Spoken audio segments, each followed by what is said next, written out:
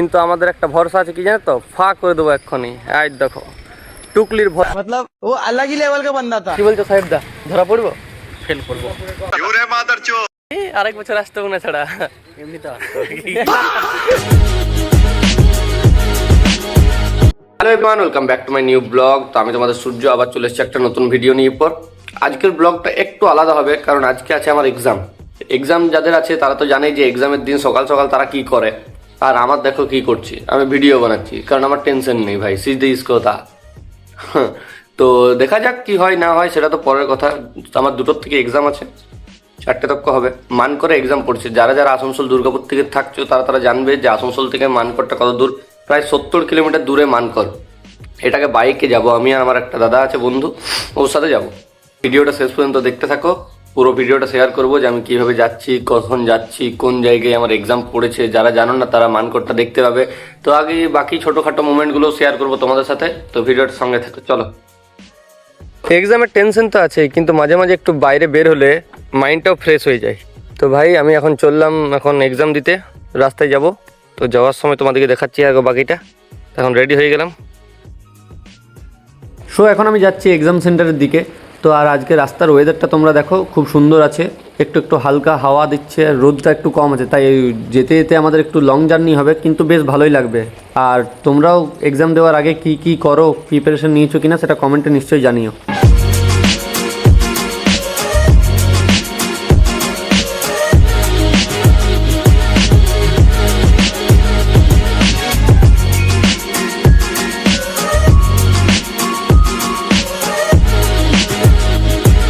যারা যারা আসানসোল দুর্গাপুরের মধ্যে থাকো তারা নিশ্চয়ই জানবে যে আসানসোলে কী লেভেলের জামটা পড়ে। তো এখনই তোমাদেরকে দেখাচ্ছি, দেখে নাও কী লেভেলের জামটা পড়েছে একটা শুধুমাত্র ট্রাকের জন্য। তো ভাই এরকম হতে থাকে আসানসোলে এলে।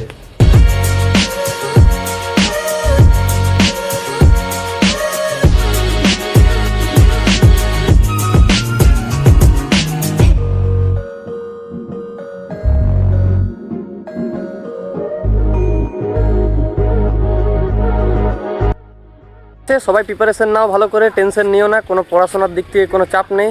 যেহেতু তোমরা পড়াশোনা করে এসছো তাই তোমাদের চাপ হবে না। আমাদের মতো অবস্থা খারাপ যারা আমরা পড়াশোনা করিনি, তাও এক্সাম দিতে চলে এসেছি। কিন্তু আমাদের একটা ভরসা আছে, কি জানো তো, ফাঁক করে দেবো এক্ষুনি। এই দেখো টুকলির ভরসাতেই আমরা এসেছি। যদি পাস হবো, না ছাড়া একদম জয় বাপ্পা কি। তো ভাই পরীক্ষা দিয়ে আসি তার। তো গাইজ আমরা এখন এক্সাম দিতে যাচ্ছি। তো তোমরা আমাদের জন্য উইশ করো, যেমন ভালোভাবে এক্সাম দেওয়া হয়। আর ধরা যাতে না পড়ি, টুকলি তো নিয়ে এসেছি প্রচুর। কী বলছো সাহেব দা? ধরা পড়বো? ফেল করবো বলো না, আরেক বছর আসতে হবে না ছাড়া, এমনি তো এগুলো পার্সোনাল বলতে নেই ব্লগে। তো চলো ভাই, আমরা এখন এক্সামের দিকে যাচ্ছি, তোমাদেরকে দেখাবো আমাদের কলেজটা, মানকর কলেজ। তারপরে তোমার স্টার্ট হবে এক্সাম আমাদের 2টোর থেকে।